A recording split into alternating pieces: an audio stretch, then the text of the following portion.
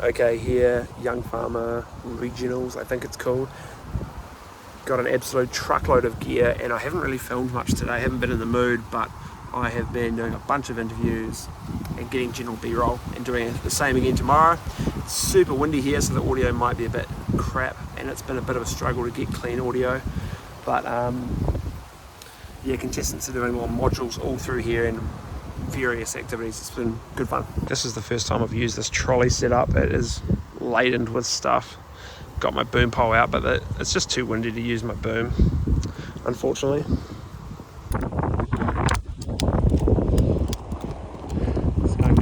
Okay, heading to a shoot for a local influencer. She's launching, well, she's celebrating the opening of her warehouse kind of office space. Must be inviting a bunch of people over, wanting to show what the setup is like.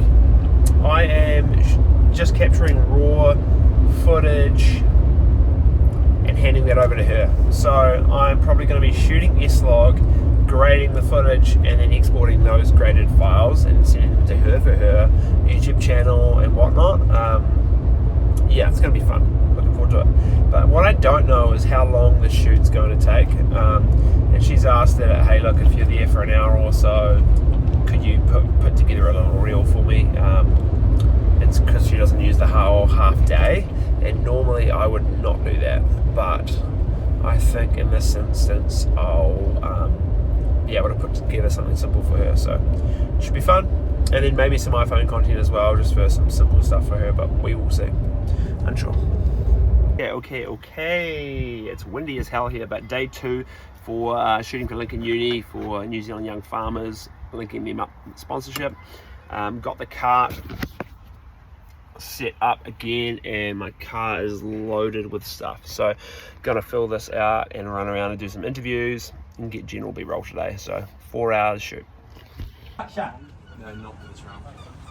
I was looking for cytoplasm or cell wall is the answer I wanted, and we picked up pretty much all of the rest. So, brilliant work. All right, round of applause.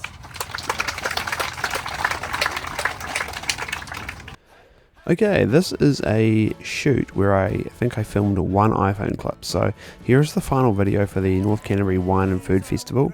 I was booked to shoot the recap video and a few reels. Here is a selection of some of the footage. I will talk about the breakdown of the editing for this and how I organise my clips shortly in the vlog. But it was a really fun day. In the middle of it, I was also booked to DJ on the DJ stage for 2 hours.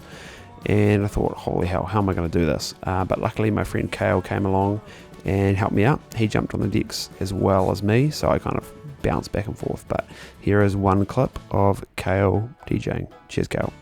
Hey.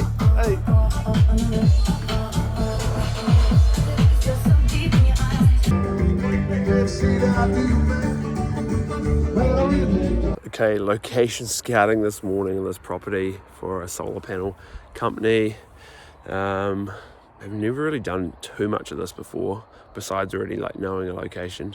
The client was lovely, and this property is amazing. Yeah, I'll show you around. So here are some of the units. We're just framing up a final shot where the talent is admiring the sun up here.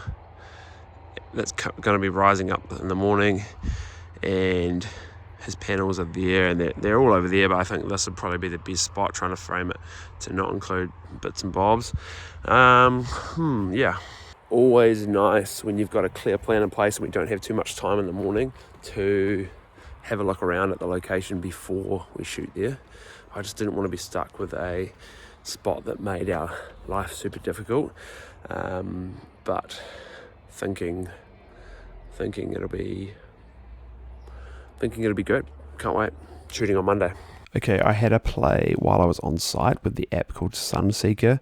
You can find it in your app store. I think it's a one-off purchase, and I've heard it being recommended a lot, so I was like, I've got to give it a try. Did this help? I don't know, maybe. Highly worth checking it out if you want to shoot at certain times of the day, or if you want the sun in a certain spot and you want to make sure you get it all right. That app is really good for that. Currently editing the North Canterbury wine and food festival recap here, and started with this big string out of all of the clips. These are all my different cameras and the different clips in the mix, and then just kind of pasted a basic grade across all of them, and then went through and had a squiz and picked out my best bits and just bumped them up, and I actually added that as a little keyboard shortcuts to go higher or lower in the timeline there. Then halfway through doing this, I realized I actually want to color code. So this is when I started doing it. I actually wanted to color code all the best bits. So here's my color code system. Number 1, food and drink. 2 is people. 3, music. And 4, atmosphere. So for example, these are all orange. And so when I look at that, this is all our food stuff. Anything to do with food is all going to be in this one, food and drink. It's all in one kind of category. Then the next category, I'm just going to break all these down and try this edit. So I've just brought them onto my timeline, and now I've got everything stretched out with all the different categories. Now I don't know whether to get all the orange clips and all the pink clips and all the purple clips and put them together and then go and build my edit from that. This feels like a very long way to make a simple 1-minute edit, but I'm just trying it because this is very common in other fields, but I just feel like it's a lot of time. But if I ever need clips of things, then I guess I know I could find all my best food clips straight away. But yeah, we will see. Okay, just watched that video and now I know how to do this next step. So let's say all of these pink, I want all of the pink clips, which are my people-based clips, and I want to select them all. I just go up to timeline, select clips with clip color, and I go pink. It selects them all. Then I'm just going to hit Command Copy, zoom out, and paste them here. Command V, great, they're all pasted. I'm going to do that for all the different colors and then just go into the settings and delete all these gaps. So at least I've got them all in chunks and we're good. This is going to be great.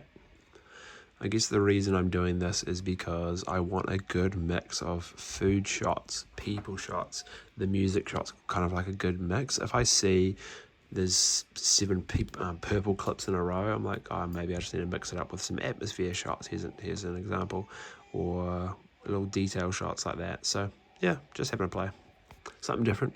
Okay, I will dive into the solar panel company shoot in the next vlog. I've got a bunch of behind the scenes and talk through some of that footage, and there is a bunch more vlog content in the next few weeks that I also need to upload. So thanks for watching, talk to you soon.